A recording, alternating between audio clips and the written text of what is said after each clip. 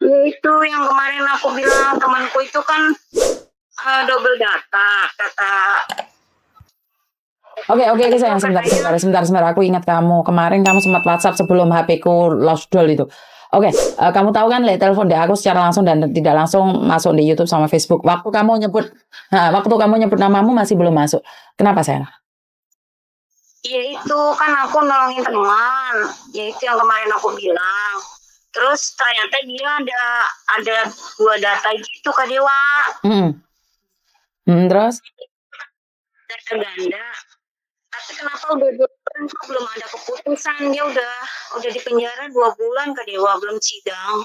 Loh, kenapa dia di penjara? Data ganda nggak di penjara loh. Ya itu pertama dia part-time, katanya part-time 3 rumah.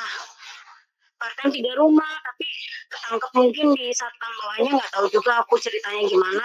Terus tiba-tiba dia katanya data ganda, terus KTP-nya ada 2. Katanya itu KTP-nya punya orang, tapi yang punya nomor KTP itu udah meninggal. Terus kata temanku, harus apa Kak Dewa?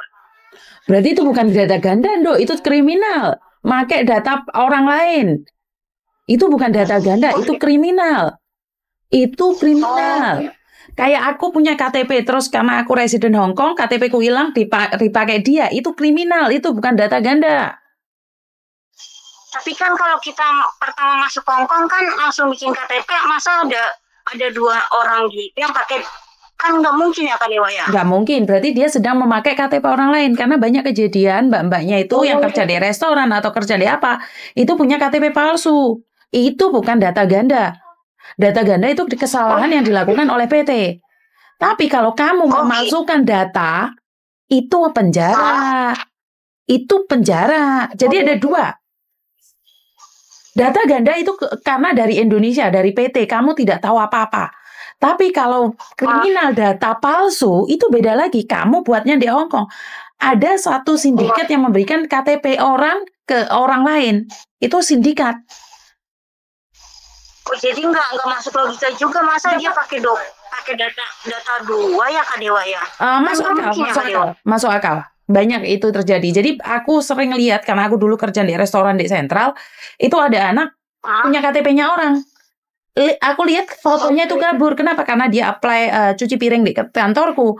Dan aku di situ sebagai manajer, otomatis yang interview aku. Nah, dari situ aku nanya, bisa minta KTP-nya? Karena aku yang handle di kantor di restoran itu. Saat aku lihat, loh, ini kayaknya bukan KTP-mu loh Mbak. Oh, ini KTP saya agak buram. Aku bilang nggak mungkin. Terus akhirnya dari situ dia cerita bahwa ada orang yang nyuruh dia melakukan seperti itu dan apply. Kalau restorannya tidak ngeh, ya nggak apa-apa, nggak tahu. Jadi kalau restorannya ya nggak bisa. Aku kan orang-orang yang itu yang kemarin bilang itu Kak Dewa. Suaramu kemeresek kah? Terus? Iya, terus ternyata temanku punya data ganda gitu, udah 2 data bulan. Palsu. Kalau itu data palsu bukan ganda, Dok. Data ganda itu dari Indonesia di sini.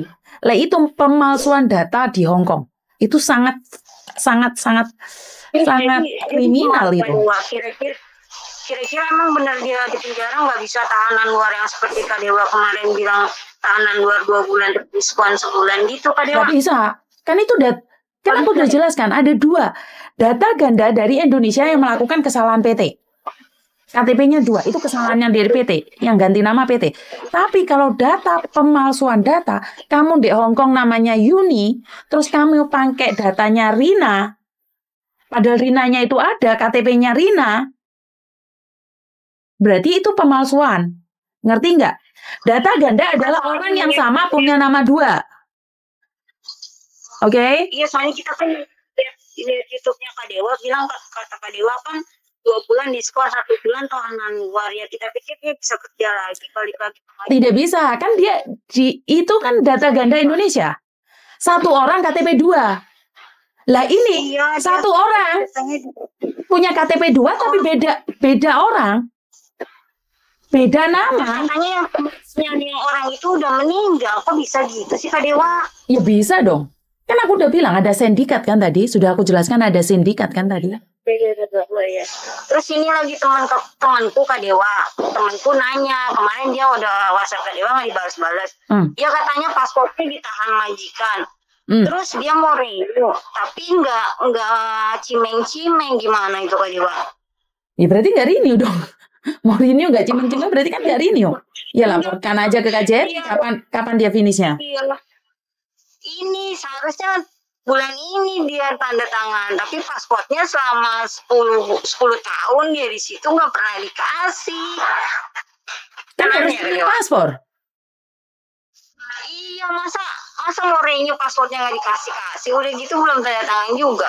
Dilaporkan KJRI, jangan-jangan dia overstay.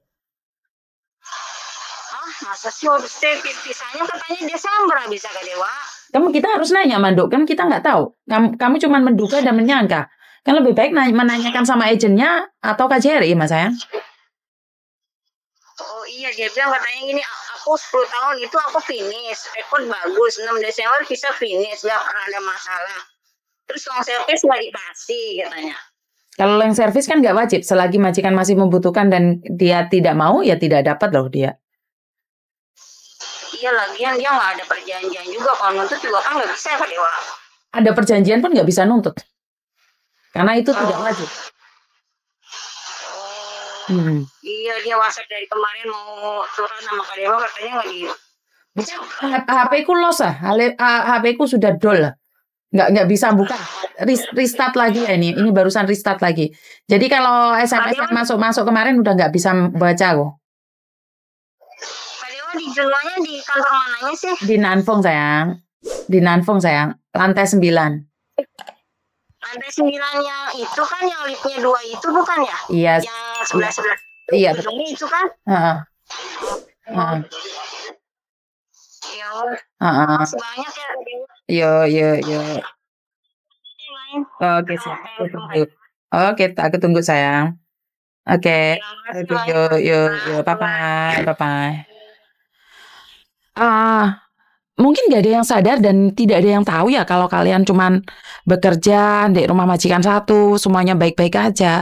Jadi giliran kayak gini, kalian tidak percaya dan kalian akan merasa bahwa aneh. Tapi saya yang pernah melanglang buana kemana-mana, maksud saya adalah saya pernah kerja di agent, saya pernah kerja di restoran, dan saya pernah di kantor-kantor lain. Bagi saya informasi ini sebenarnya bukan baru ya. Ini sindikat ini sudah lama sekali di mana orang-orang Indonesia itu dikasih KTP yang palsu, tapi saya kan tidak ada bukti akurat ya. Saya cuma menemukan sekali karena dia apply dishwasher di restoran saya. Kenapa saya bisa tahu bahwa ini sebenarnya sindikat? Jadi yang kebanyakan tahu tuh dari sindikat-sindikat di restoran ya.